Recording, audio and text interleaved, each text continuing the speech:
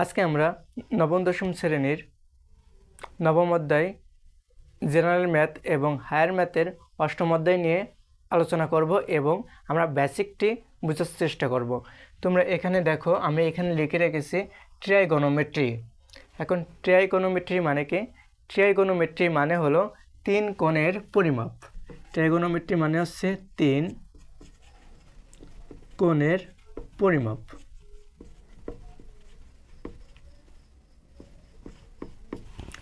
এখন এই তিন কোণের পরিমাপটা আসলে কি? মনে করো যে কোনো একটি ত্রিভুজের তিনটি কোণ থাকে।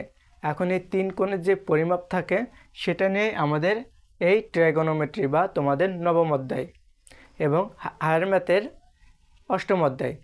এখন আমরা এটাকে কি করতে পারি? তিন কোণের পরিমাপ যেহেতু বলেছে, এর অনুপাত হবে 6টা। যেহেতু কোণ তিনটে, প্রত্যেক কোণের অনুপাত দুটো করে, মোট 6টা অনুপাত। এখন আমরা এটা আসলে বোঝার চেষ্টা করব যে আসলে এখানে যে তিন কোণের পরিমাপ, এটা আমরা কিভাবে বুঝতে পারি। তাহলে এটা বোঝার জন্য আমাদেরকে প্রথমে যে কোনো একটি ত্রিভুজ কল্পনা করতে হবে। আমি এখানে একটি সমকোণী ত্রিভুজ কল্পনা করে নিচ্ছি। এখন এই সমকোণী ত্রিভুজের আমাদেরকে দেখতে হবে যে কোণটাকে কি বলে। আমি যে কোনো একটা নাম দিই, এ বি সি, সিম্পল যে কোনো একটা নাম দিলাম। যেহেতু এটা সমকোণী ত্রিভুজ, তার মানে হচ্ছে এখানে যে কোনো একটি কোণ সমকোণ হবে। তার মানে আমরা এই বি কোণটা সমকোণ, যেহেতু এটা 90 ডিগ্রি আছে। এখন তার বাকি দুটো কোণ 45, 45, 90, কারণ আমরা জানি যে তিন কোণের মান হচ্ছে 180 ডিগ্রি হলে এটা সমকোণী হয়।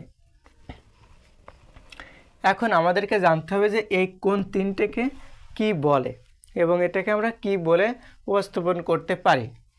তাহলে যেটা বড় যে বাহুটা আছে, দেখে এসি, এটা সব থেকে বড় হয় এবং এসিকে আমরা বলি কি? অতিভুজ।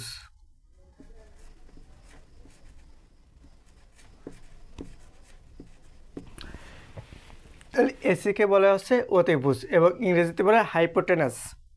ইংরেজিতে বলা হচ্ছে হাইপোটেনাস এবং বাংলায় হচ্ছে অতিভুজ।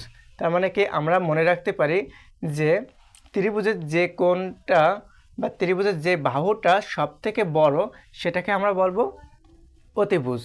এবং অতিভুজ এবং যেখানে হচ্ছে আমাদের কোণ উৎপন্ন হবে, কোণটাকে আমরা থিটা হিসাবে কল্পনা করি, কোণটাকে আমরা থিটা হিসাবে ধরি।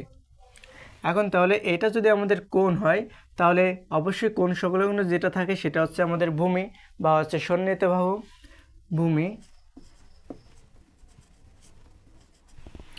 ভূমিকে আমরা সন্নিহিত বাহু ধরি।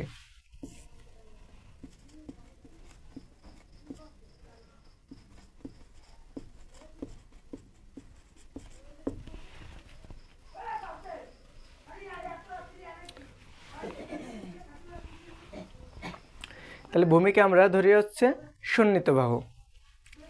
এখন এখানে আমরা ভূমিও বলতে পারি বা সন্নিহিত বাহু বলতে পারি বা অ্যাডজেস্টেন্ট সাইডও আমরা বলতে পারি।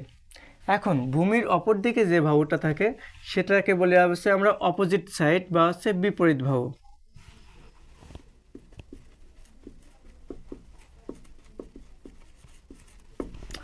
যেটা অপর দিকে থাকে সেটাকে বলি আমরা বিপরীত বাহু। এখন এই যে আমাদের একটা ত্রিভুজ, যেখানে আমরা অতিভুজ, সন্নিহিত বাহু এবং হচ্ছে বিপরীত বাহু, এই তিনটে জিনিস পাচ্ছি। এটা যদি আমরা বুঝতে পারি, তাহলে হচ্ছে আমরা এর পরবর্তী ধাপে যেতে পারবো। এখন ত্রিভুজ যে সবসময় যে সমকোণী হবে সেটার তো কোনো মানে নেই। এরকম একটি ত্রিভুজ হতে পারে, এরকম একটি ত্রিভুজ হতে পারে। এখন ত্রিভুজের ভূমি কোণটা, লম্ব কোণটা, সেটা আমরা কিভাবে বুঝবো?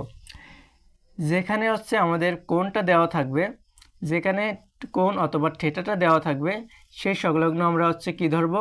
ভূমি ধরবো। এবং তার অপোজিট সাইডটাকে আমরা ধরবো লম্ব বা হচ্ছে বিপরীত বাহু। এবং যেটা সব থেকে বড় থাকবে সেটা তো অতিভুজ অলরেডি থাকতেছে, এটাতে আর কোনো পরিবর্তন নেই। তাহলে আমরা বিপরীত বাহু, অপোজিট বাহু এবং হচ্ছে অতিভুজ পেয়ে যাচ্ছি। এখন কোণটাকে যদি আমরা এইখানে ধরি, তাহলে এটা হচ্ছে আমাদের ভূমি, এইটা অতিভুজ, অতিভুজই থেকে যাবে এবং এটা হচ্ছে আমাদের বিপরীত বাহু। এটা হচ্ছে আমাদের মূল কনসেপ্ট। এখন এটা যদি আমরা বুঝতে পারি, তাহলে এবার আমরা দেখব যে এখানে সাইন কজ এবং ট্যান এইগুলোর আসলে ফুল মিনিংটা কী আসে বা এটাকে আমরা কিভাবে সমাধান করতে পারি।